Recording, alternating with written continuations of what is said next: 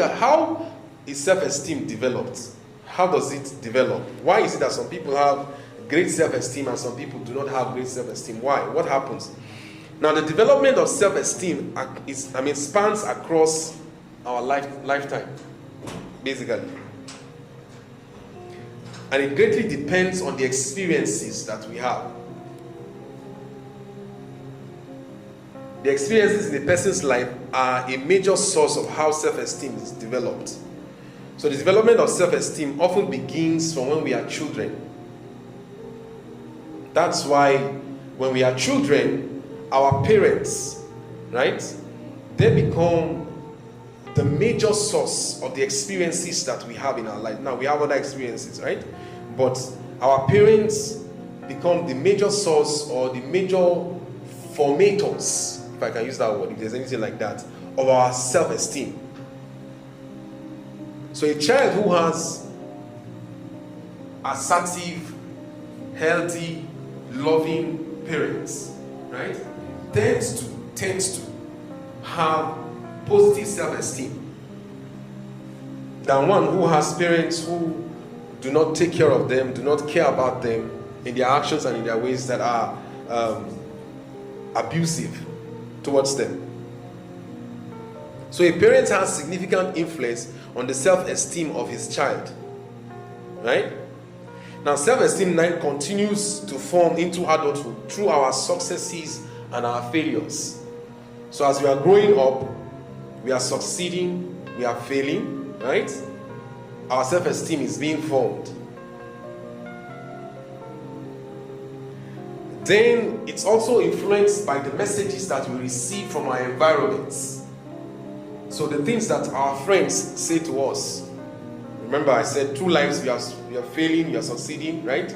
Now the messages or the feedback you are getting based on the things that are happening to you from friends, from teachers, from co-workers, right, has a way of affecting or influencing the development of our self-esteem. Both positive and negative messages. Then, when you begin to imbibe these messages, you now form an inner voice. You now develop an inner voice. Sometimes it's your own voice. Sometimes it's the voice of the predominant person. You know, children who have been abused, who have parents who are always saying, "You are a stupid boy. You don't have sense. You cannot do it." Every time. Now they are adults, and when they are faced with something, they still hear that voice, and they hear the voice of that father who is dead now, but he's still talking to them. "You are a stupid boy. You cannot understand it."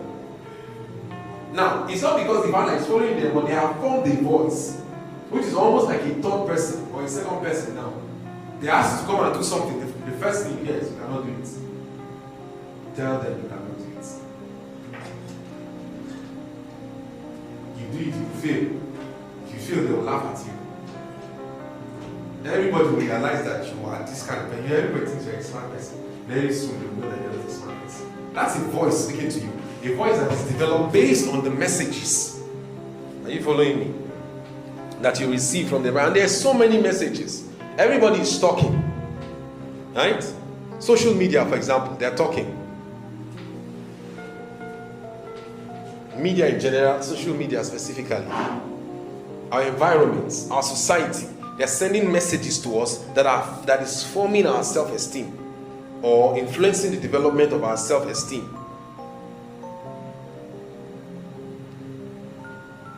Social acceptance and rejection also plays a part in the development of self-esteem. So when you have relationships and you are successful in the relationships, right, it helps. When you have relationships or you are rejected in relationships, it has a way of impacting self-esteem.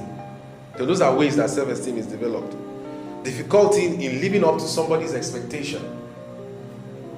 So you are with somebody who always expects high things from you, or whose expectation of you is too high. So every time you try to meet the expectation, you don't meet it. You have a parent who says, "Why are you carrying third? Why? Why are you? Is he not somebody who is first in the class?" So you get your primary school result and you run home and you're happy that you are third, right? And then the next thing tells that, so it's third you are able to get. Why Is it not the person that got first, does he have two heads? Self-esteem is being affected. Now, you try the next semester or next term, and then you still came third. Because the other guys, they are also trying.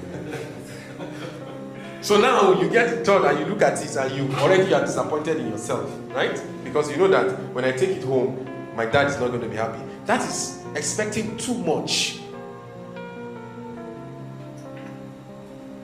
So when you deal with somebody who has too much expectation from you or expecting too much from you, and you constantly fail to meet that expectation, it has a way of shaping your self-esteem. Making sense? Stressful and difficult events in life influence the development of self-esteem. Now, we're talking about these things from the perspective of relationship. Later on, we tie it in to how these things follow you into relationships.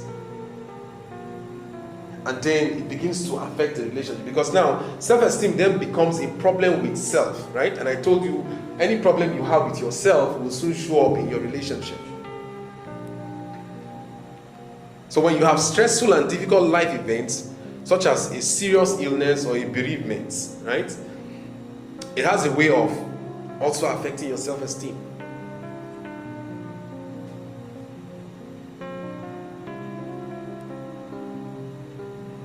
Personality can also play parts. So here they're saying that some people are predisposed to low self-esteem. They're just like that. I don't know if it is true, but that's what they say.